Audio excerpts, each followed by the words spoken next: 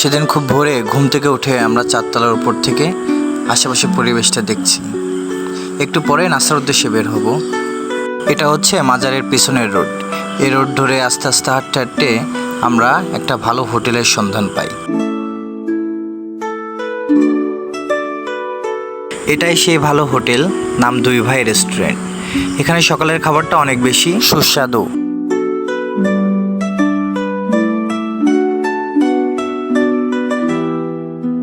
নাস্তা শেষে জাফলংয়ের উদ্দেশ্যে রওনা।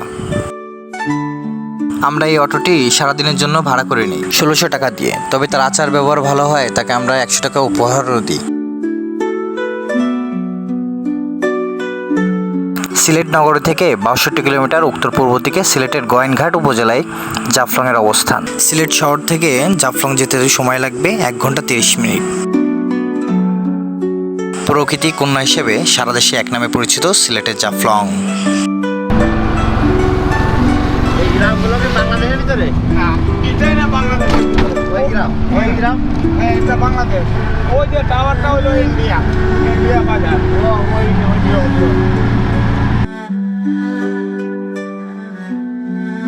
দূরের ওই যে পাহাড়গুলো দেখছেন, ভারতের মেঘালয় রাজ্যের জয়ন্তী পাহাড়। বাংলাদেশ বর্ডারের পাদদেশে অবস্থিত এই মাঠ। পাহাড়ের দুপাশ দিয়ে দুটি ঝর্ণা নেমে এসেছে, যেটি দেখে সত্যিই আমি অবাক হয়েছি। আমি সহজে কোনো কিছু দেখে অবাক হই না, তবে তার সৌন্দর্য দেখে আমি নিজেকে হারিয়ে ফেলেছি।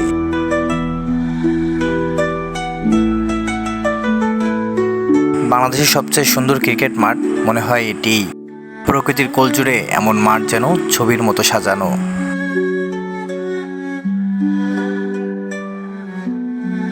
আপনার যদি এখানে খেলা করতে চান তো প্রায় ৬-৭ মাস আগে একটা শিডিউল নিয়ে রাখবেন নলজুরি ক্রিকেট ক্লাব থেকে।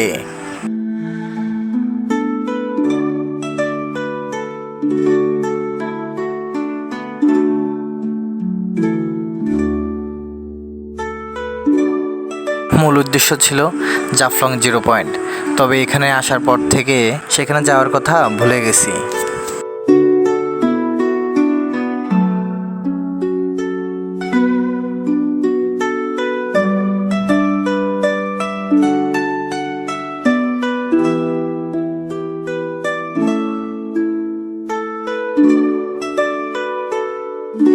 যেতে না চাইলেও যেতে হবে, তবে আমি সময় পেলে বারবার এখানে ফিরে আসব।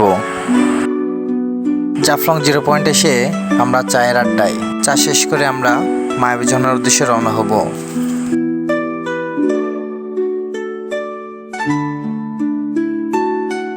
জাফলং 0 পয়েন্ট এসে ভয়ঙ্কর বৃষ্টির সম্মুখীন, তবে সময়টা বেশ ভালোই যাচ্ছে, খারাপ লাগছে না। দূরের ওই যে ঘরগুলো দেখছেন, ওটা ডাউকি শহর। ওটা মেঘালয় রাজ্যে অবস্থিত। G M Nazmul Alam sir এবং মনিরুল ভাই নৌকা ওঠার জন্য খুবই তাড়াহুড়া করছে। এখান থেকে নিচে যেয়ে আর কি আমরা নৌকা ঠিক করে জাফলং 0 পয়েন্ট যাব এবং মায়াবী ঝর্ণার ভয়ঙ্কর রূপ দেখব।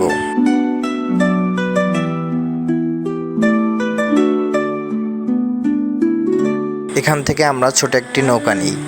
নৌকার ভাড়া পড়ে ৭০০ টাকা। হেড স্যারের গান শুনতে শুনতে আমাদের যাত্রা শুরু।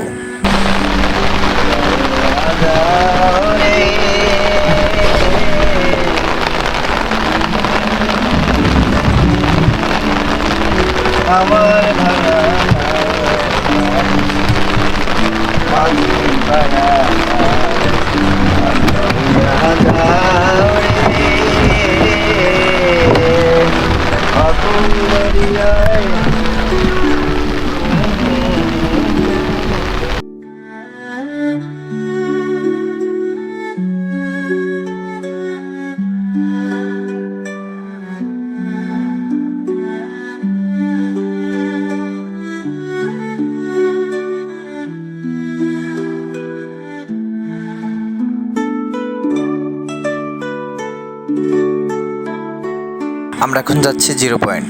0 পয়েন্টে বাংলাদেশের পাহাড় থেকে দেখা যায় ভারতের পাহাড়ের ওপর দাঁড়িয়ে থাকা দৃষ্টিনন্দন ঘরবাড়ি। ভারতের পাহাড়ে উঁচু নিচু জায়গায় অদ্ভুতভাবে দাঁড়িয়ে আছে বাড়িগুলো।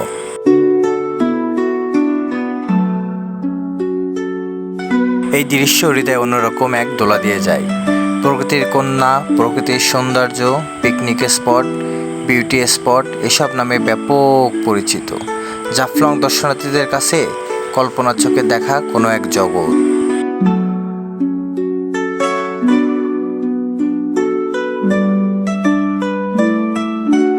ঐতিহাসিকদের বর্ণনা মতে হাজার হাজার বছর ধরে জাফলং ছিল এক নির্জন বনভূমি। খাসিয়ার জৈন্তা রাজারা সেখানে রাজত্ব করত। 1954 সালে জমিদারি প্রথার বিলুপ্তি ঘটে, তাদের এ রাজ্যের অবসান ঘটে। তারপর কয়েক বছর জাফলং ম্লান পড়েছিল।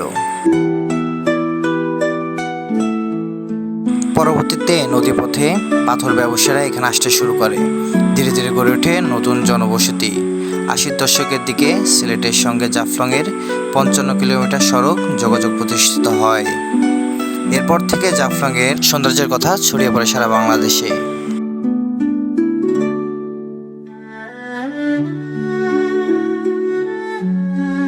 ঋতু পরিবর্তনের সঙ্গে সঙ্গে জাফলং ভিন্ন ভিন্ন রূপে সাজে। শীত বর্ষায় মৌসুমে জাফলং নিজ সৌন্দর্য ফুটিয়ে তোলে। বর্ষায় জাফলংয়ের রূপ লাবণ্য ফুটে ওঠে ভিন্ন মাত্রায়। ধূলি ধূসরিত পরিবেশ হয়ে ওঠে স্বচ্ছ নির্মল। ওই দূরে যে সুন্দর ব্রিজটি দেখছেন এটি ভারতে অবস্থিত, যেটি 1932 সালে নির্মিত হয়েছে। বয়স যে কোনো বাধা না, সেটি জেম নাজমুল স্যারকে দেখলেই বুঝতে পারবেন।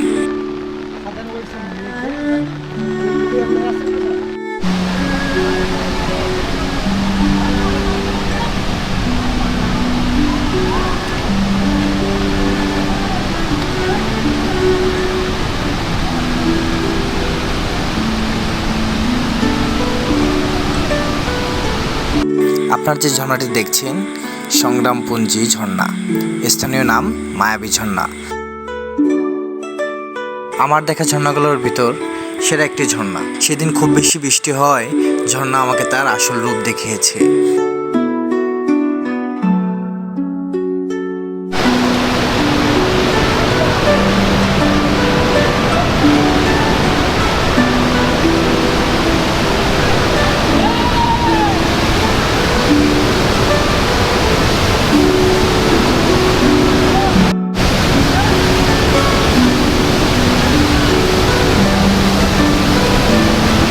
বয়স মাত্র একটা সংখ্যা, ভ্রমণের জন্য দরকার আপনার ইচ্ছা শক্তি।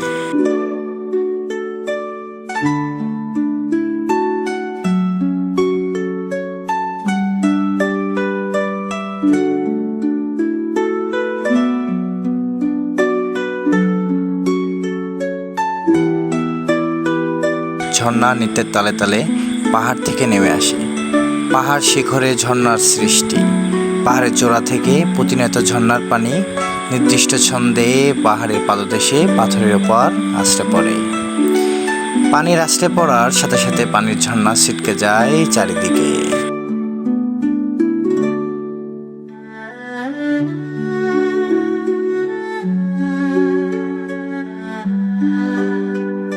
ঝর্ণার জল যেন এক সুরের ধারা, প্রকৃতির বুকে যেন সে গান গায়, এক চিরন্তর গান, শান্তির, মুক্তির, ভালোবাসার। একবার শুনলে মন হারিয়ে যায় তার স্রোতে।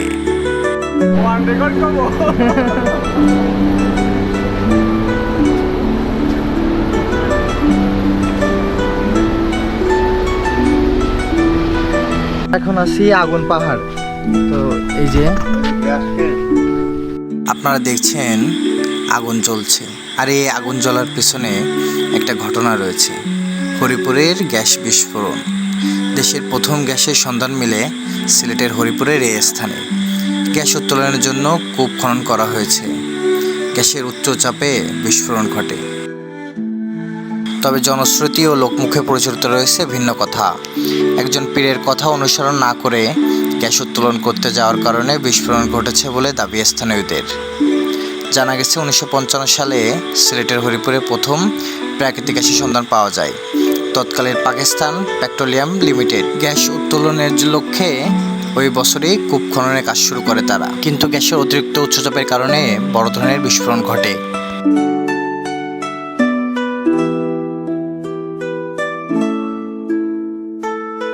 সরজমিনে দেখা গেছে জলাটিলার প্রতিটি ফাটল দিয়ে বের হচ্ছে গ্যাস। গ্যাসের ঝাঁঝালো গন্ধ পুরো এলাকা জুড়ে ছড়িয়ে পড়েছে।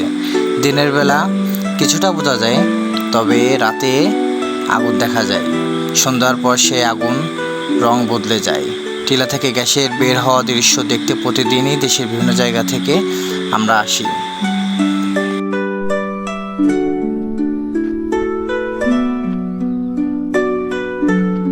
আজ আমার সিলেট ভ্রমণের দ্বিতীয় দিন। অনেক কিছু দেখানোর চেষ্টা করেছি, কেমন হয়েছে জানি না। ভিডিওটি ভালো লাগলে সবাইকে দেখার সুযোগ করে দিবেন। যারা আমাকে প্রথম থেকেই সাপোর্ট করে আসছেন তাদের জন্য অসংখ্য ধন্যবাদ। আপনারা এত উৎসাহ না দিলে আমি হয়তো এই ভিডিওগুলোই করতাম না। দেখা হবে পরবর্তী শ্রীমঙ্গল ব্লগে। আসসালামু আলাইকুম।